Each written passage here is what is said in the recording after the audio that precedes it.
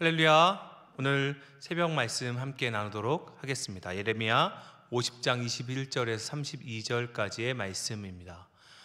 이는 여호와의 말씀이니라. 너희는 올라가서 모라다임의 땅을 치며 그곳의 주민을 쳐서 진멸하되 내가 너희에게 명령한 대로 다 하라. 그 땅에 싸움의 소리와 큰 파멸이 있으리라. 온 세계의 망치가 어찌 그리 꺾여 부서졌는고, 바벨론이 어찌 그리 나라들 가운데서 황무지가 되었는고. 바벨론아, 내가 너를 잡으려고 올무를 놓았더니 내가 깨닫지 못하여 걸렸고, 내가 여호와와 싸웠으므로 발각되어 잡혔도다. 여호와께서 그의 병기창을 열고 분노의 무기를 꺼내문 주 만군의 여호와께서 갈대아 사람의 땅에 행할 일이 있음이라. 먼 곳에 있는 너희는 와서 그를 치고 그의 곡간을 열고 그것을 곡식더미처럼 쌓아 올려라. 그를 진멸하고 남기지 말라. 그의 황소를 다 죽이라. 그를 도살하려 내려보내라. 그들에게 화 있도다. 그들의 날 그 벌 받는 때가 이르렀음이로다. 바벨론 땅에서 도피한 자의 소리여, 시온에서 우리 하나님 여호와의 보복하시는 것, 그의 성전에 보복하시는 것을 선포하는 소리로다. 활 쏘는 자를 바벨론에서 소집하라. 활을 당기는 자여, 그 사면으로 진을 쳐서 피하는 자가 없게 하라. 그가 일한 대로 갚고 그가 행한 대로 그에게 갚으라.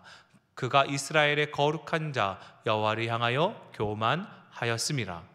그러므로 그날에 장정들이 그 거리에 엎드러지겠고 군사들이 멸절되리라. 여호와의 말씀이니라. 주 만군의 여호와의 말씀이니라. 교만한 자여, 보라, 내가 너를 대적하나니 너의 날 곧 내가 너를 벌할 때가 이르렀음이라. 교만한 자가 걸려 넘어지겠고 그를 일으킬 자가 없을 것이며 내가 그의 성읍들에 불을 지르리니 그의 주위에 있는 것을 다 삼키리라. 아멘. 오늘 이 새벽에 주님 앞에 나온 여러분의 삶 가운데 하나님의 은혜와 평강이 함께 하시기를 바랍니다. 함께 기도하겠습니다. 하나님, 이 새벽 주 앞에, 주의 말씀 앞에 섭니다. 이 말씀으로 우리 가운데 일하여 주시고 이 말씀으로 우리를 깨닫게 하여 주시옵소서. 하나님이 우리와 함께 하심을, 우리를 인도하심을 말씀으로 깨닫고 기도하며 붙드는 우리들 모두가 되게 하여 주시옵소서. 예수님의 이름으로 기도했습니다. 아멘. 오늘 우리가 나눌 말씀의 제목은 세계의 망치 바벨론입니다. 이 제목에서 알다시피 바벨론이라는 나라는 굉장히 강한 나라였습니다. 그래서 유대인들이 이 바벨론을 생각할 때, 그리고 바벨론과 마주쳤을 때 엄청난 충격에 빠졌을 것입니다. 여러분 생각해 보시죠. 내가 하나님의 백성으로 그 오랜 세월을 살고 있었고 우리 조상들도 그런 역사를 계속해서 들려줬는데 어느 날 바벨론이 쳐들어왔습니다. 그리고 모든 것을 무너뜨린 거예요. 그리고 많은 사람들을 포로로 끌고 가는 겁니다. 유대인들 마음 가운데는 엄청난 충격과 공포가 들어왔을 것입니다. 아니, 우리는 하나님의 백성인데 어떻게 우리가 이렇게 이방 사람들에게 패망하고 포로로 잡혀갈 수가 있을까? 유대인들은 자기들을 쳐서 굴복시킨 이 바벨론이 너무 밉고 얄미웠을 것입니다. 그러면서요, 다른 한편으로는 굉장히 두려웠겠죠. 저들이 얼마나 강한 나라면 하나님의 백성을 이렇게 비참하게 만들까 하는 그런 두려움 말입니다. 더군다나 바벨론이라는 그 나라에 도착하게 되었을 때, 포로의 신분으로 도착하게 되었을 때 그들의 그 놀라운 제국의 모습을 보면서 더 큰 두려움에 사로잡혔을지 모릅니다. 엄청난 강대국이었으니까요. 그리고 그곳에서 포로 생활을 하면서 시간이 흐르게 됩니다. 그러다가 바벨론에 살고 있던 유다인들에게 또 다른 충격적인 일이 발생하게 되지요.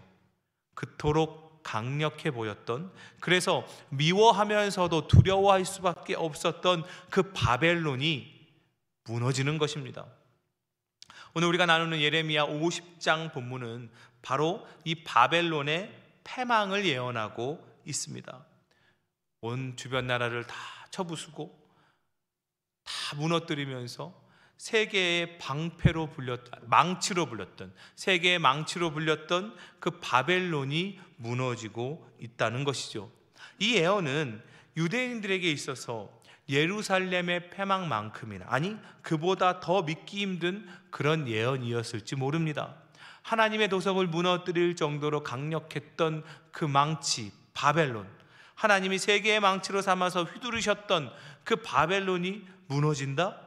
상상하기도 힘든 일인 것입니다. 그런데 그런 일이 실제로 일어나고 있습니다.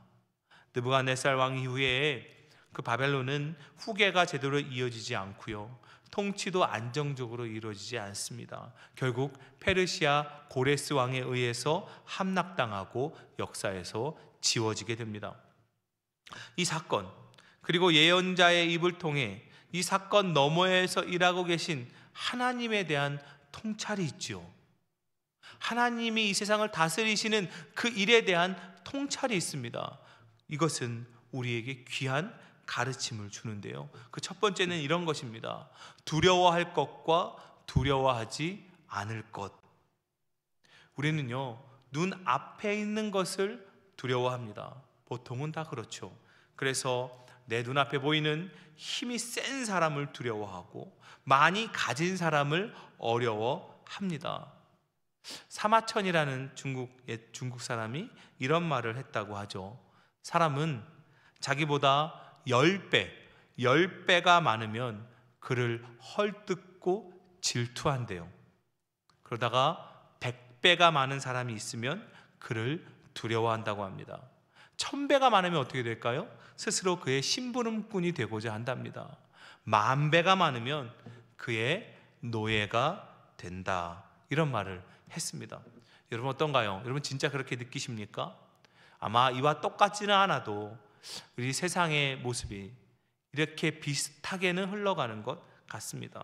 누구도 나보다 많은 사람, 나보다 강한 사람 앞에서 그렇게 편하기는 쉽지 않습니다. 나보다 더 강한 누군가를 두려워하고 어려워하는 모습이 있지요. 하지만 우리가 생각해 봐야 될 것은, 우리를 그렇게 두렵게 하는 그 누군가도 반드시 사라진다는 것입니다. 아무리 강대해 보여도 그 모든 힘은 저물게 되어 있고 지나가 버린다는 것입니다. 하지만 하나님은 어떠십니까? 하나님은 영원하시죠. 우리가 진정으로 두려워해야 할 것은 이 영원을 주관하시는 하나님이시라는 것입니다. 눈앞에 어떤 힘, 보이는 어떤 것을 두려워하기보다 보이지 않으시지만 이 세상을 주관하시는 그 하나님, 세계의 망치로 삼던 그 바벨론마저도 하루아침에 무너뜨리시고 바꿔가실 수 있는 그 하나님을 우리는 두려워해야 된다는 것이죠.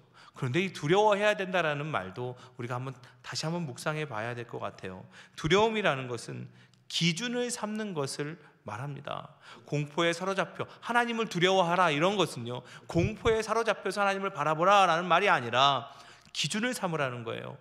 사람은요, 자기가 두려워하는 것을 기준으로 삼습니다. 내가 무서워하는 사람의 명령을 따르고 내가 무서워하는 것 때문에 규칙을 지킵니다. 회사에서 보스가 무섭지 않다면 보스 명령을 얼마나 잘 따르겠습니까?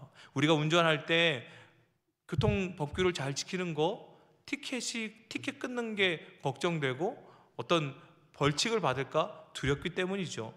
우리가 어떤 것을 두려워한다는 것은 그것을 기준으로 삼는다는 말과 비슷합니다. 우리가 세상의 것을 무서워하여 그것을 눈치 보고 그것을 기준 삼아 살아갈 때가 있어요. 그런데 그게 아니라 우리 믿는 사람은 하나님을 경외하며 하나님을 기준 삼아 살아가는 사람이라는 것입니다. 왜냐? 하나님만이 이 세상을 주관하심을 믿기 때문이죠. 지금 내 눈앞에 보이는 모든 힘도 결국 하나님의 손 위에서 일어나고 있는 일임을 믿고 살아가는 거예요. 그래서 내가 눈앞에 보이는 것을 두려워하고 기준을 삼기보다는 하나님, 모든 것을 주관하시는 하나님을 두려워하고 하나님을 기준으로 삼아 살아가는 것이 믿는 자의 삶이라는 것입니다. 그리고 두 번째는 이런 겁니다. 나의 한계를 아는 것. 오늘 말씀을 통해서 우리가 묵상해 봐야 될 것 두 번째는 바로 나의 한계를 아는 것입니다. 이런 말이 있죠. 절대 권력은 절대 부패한다. 누구도 침범할 수 없을 것 같은 강한 권력은 반드시 부패하고 무너지게 되어 있다는 말입니다. 그런 거죠. 다 자기 마음대로 될 줄 알고 자기 마음대로 해도 된다고 하는 것들은 반드시 망가진다는 말입니다. 여러분, 바벨론이 얼마나 강대했습니까?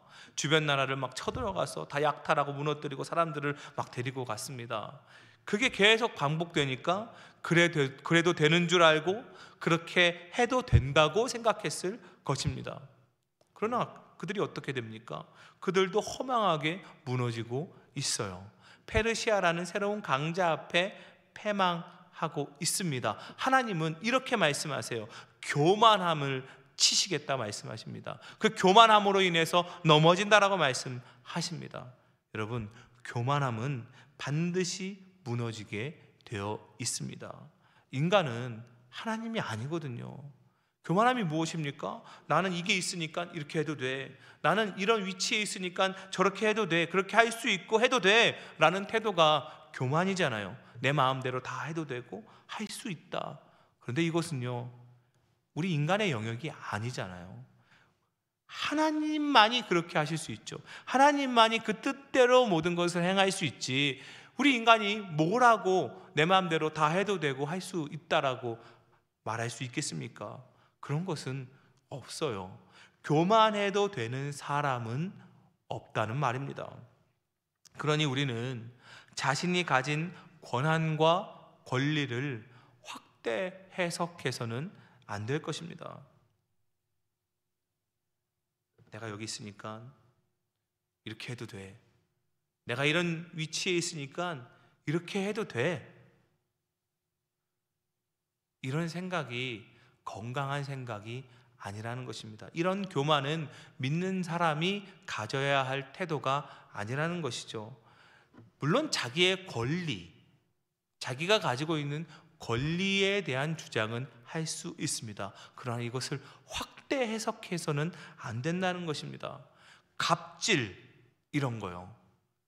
이런 거는 믿는 사람이 해서는 안 되는 태도라는 말입니다. 내 위치에서는 이래도 돼. 해도 되고 할 수 있어. 내 마음대로. 이렇게 자신의 권한과 권리를 마음껏 확대해서 해석하는 것, 그 교만, 하나님이 기뻐하시는 모습이 아닙니다. 그래서요, 오늘 말씀에 두 가지를 여러분과 함께 나누고 있는데요. 하나님을 아는 사람은 어떤 모습을 가지냐? 하나님을 아는 사람은 거룩한 모순을 가지게 됩니다. 모순, 반대되는 게 같이 있는 거잖아요. 그런데 믿는 사람은 담대함과 겸손함을 같이 갖는 사람이죠. 누구보다 담대하고 누구보다 겸손할 수 있습니다. 어떻게 담대할 수 있습니까? 눈앞에 보이는 어떤 힘이라고 할지라도, 강력한 힘이라고 할지라도 그것이 하나님보다 크지 않음을 믿기 때문에, 하나님의 손에 있음을 알기 때문에, 그 큰 바벨론도 결국은 하나님의 손에 붙들린 망치에 불과했음을 알기 때문에 그 앞에 담대할 수 있는 것. 또한 하나님께서는 교만한 자를 꺾으시는 분임을 알기 때문에 하나님을 바라보며 나 자신을 내려놓고 겸손하게 살아갈 수 있는 것, 이 두 가지가 이 믿는 사람 앞에는 같이 있어야 한다는 말입니다. 주님을 믿는 믿음으로 담대하고 주님을 믿는 믿음으로 겸손하게 살아가는 것, 그것이 정말로 멋진 그리스도인의 모습 아니겠습니까?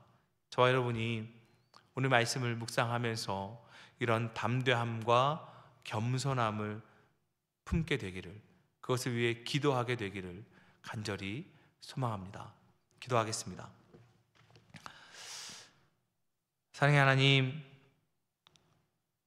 오늘 이 말씀을 통해서 우리가 믿는 자로서 어떤 모습을 지녀야 할지를 다시 한번 돌아보게 됩니다. 하나님, 우리는 눈앞에 보이는 것 때문에, 눈앞에 나를 두렵게 하는 힘과 물질과 여러 가지 일들로 인해서 자꾸 작아지고 두려워하고 눈치를 보게 될 때가 너무나 많습니다.